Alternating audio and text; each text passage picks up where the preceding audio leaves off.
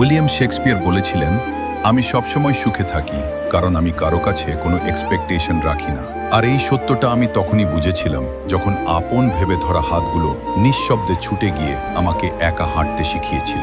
কারণ একটা সময় ছিল যখন মনে হতো মানুষ ঠিক ততটাই করবে যতটা আমি তাদের জন্য ভেবেছি। বন্ধুদের কাছে আশা রেখেছিলাম, তাদের নীরবতাই শেষমেশ জড়িয়ে ধরল আমাকে।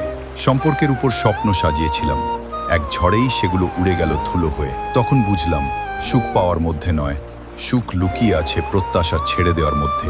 জীবন খুব ছোট, প্রতিটা দিন নতুন এক শিক্ষা। কখনো চোখে জল, কখনো ঠোঁটে হাসি।